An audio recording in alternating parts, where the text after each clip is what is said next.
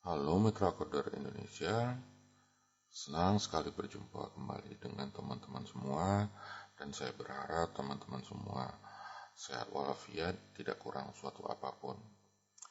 Saya mengucapkan terima kasih karena teman-teman tetap mengikuti perkembangan channel saya ini dan kali ini saya akan memberitahukan bahwa kita akan memulai serangkaian video-video tutorial yang membahas tentang visualisasi data menggunakan library bernama Matplotlib.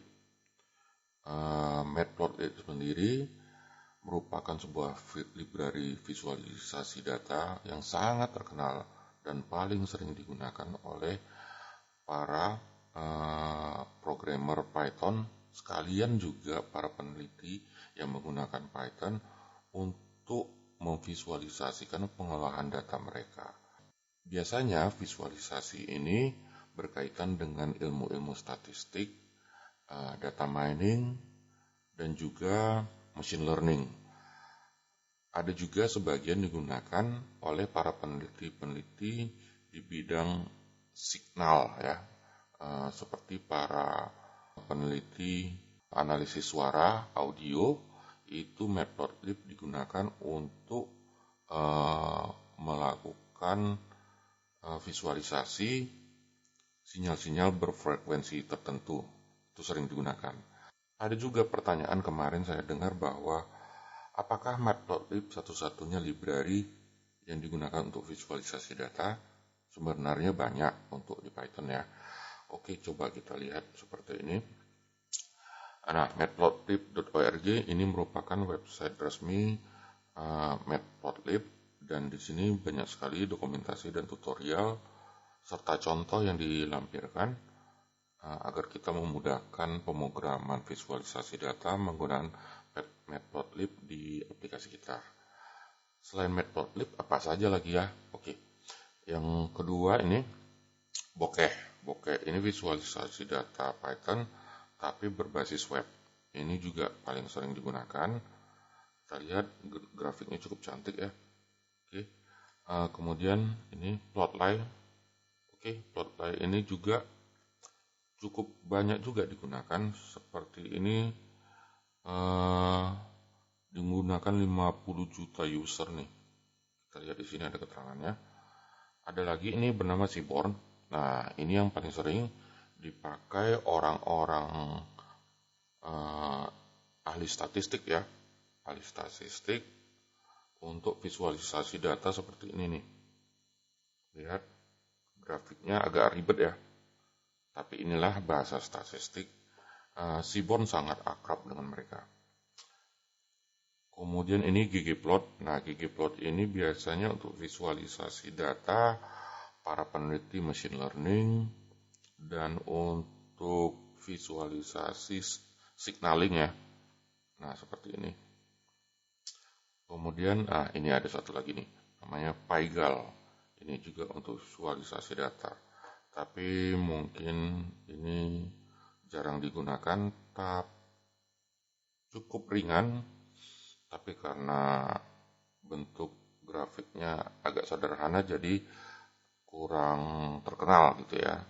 Oke, kita fokus saja ke Matplotlib ini ya. Saya menggunakan Python 35 dan saya coba untuk mendownloadnya ya melalui perintah pip. Ini direktori aktif saya Python 35, kemudian saya masuk ke directory script, lalu saya jalankan perintah instalasi pip install matplotlib seperti ini.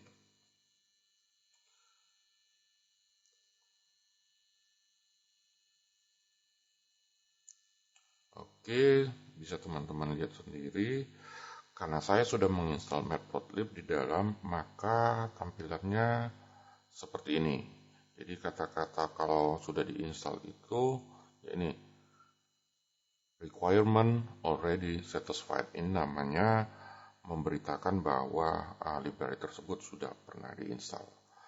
Oke, kita keluar dari directory script ini. Oke, kita langsung saja ya. bagaimana penggunaan matplotlib dalam pemrograman. Saya menggunakan editor pengkodian Sublime Text di sini. Saya buat file baru. Oke, saya simpan saya simpan di D. Saya simpan di directory temp. Oke, ini dia. Saya simpan sebagai pengenalan.py. Oke, seperti kebiasaan saya import dulu library yang penting untuk aplikasi ini. Yang pertama sys.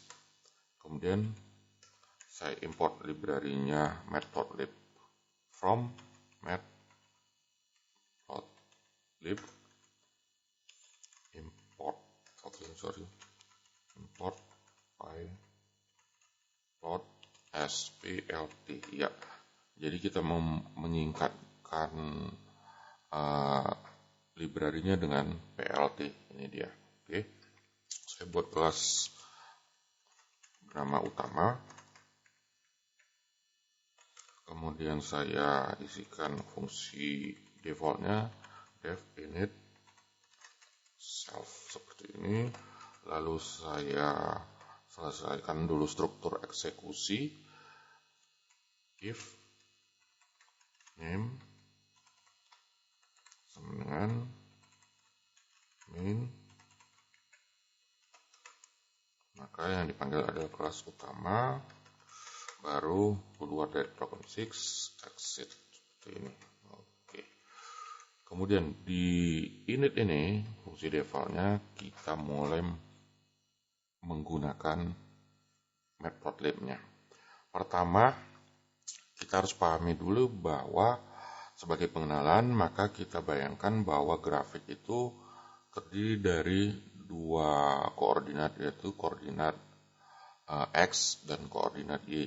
Jadi yang perlu kita isikan adalah data-data di koordinat X dan kemudian koordinat Y. Nah, data-datanya dalam bentuk array. Oke. Misalnya, untuk koordinat X kita isikan seperti ini. 1, 2, 3, 4, 5, 6, 7, 8, 9, 10. Nah, ini array X. Kemudian array Y kita kosongin dulu. Oke. Nah,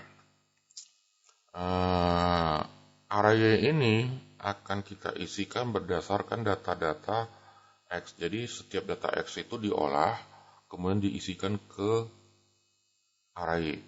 Oke, list Y ya, sorry ya. For I in X, kita pakai perulangan saja, maka Y append, apa yang ditambahkan ke dalam Y adalah setiap angka di X ini, setiap nilai di X ini akan dipangkat 2 kan. X pangkat 2. Oke, ini dia. Nah, sekarang kita mulai untuk mengatur grafiknya. Jadi PLT kita sudah mulai menggunakan ini ya, PLT X label ya, kita berikan nama koordinat X-nya adalah misalnya X. Kemudian PLT Y label itu misalnya Y ya. Kemudian PLT title, ini judul dari grafik visualisasi data, misalnya X versus Y seperti itu. Kemudian PLT baru kita plot datanya. Kita masukkan data X dan Y. X, Y. Baru terakhir kita perlihatkan datanya. PLT show seperti ini. Kita simpan dengan Ctrl S. Oke, sepertinya tidak ada yang salah. Mudah-mudahan aman. Kita compile ya. Jadi Python di temp, namanya tadi apa ya? Oh, pengenalan.py. Oke, pengenalan.py. Kita compile. Oke, ternyata ada yang salah. Unsupported, sorry. Oh iya, ini I ya. Jadi di sini I, sorry. Oke, kita simpan dengan Ctrl S, kita compile. Oke, ini dia. Oke, kita lihat sendiri, ini adalah koordinat X dan ini adalah koordinat Y, di mana nilai Y itu adalah pangkat 2 dari nilai X. Contohnya ini.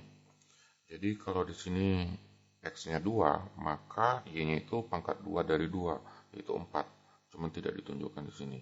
Coba kalau 10, lihat ini. 10 di X, maka pangkat 2-nya ada 100. Nah, ini, lihat. Oke, demikianlah tutorial yang paling sederhana sekali sebagai pengenalan dalam penggunaan Matplotlib. Kita akan kembali membahas Matplotlib di pertemuan berikutnya dengan opsi-opsi yang jauh lebih canggih dan beragam lagi. Sampai jumpa.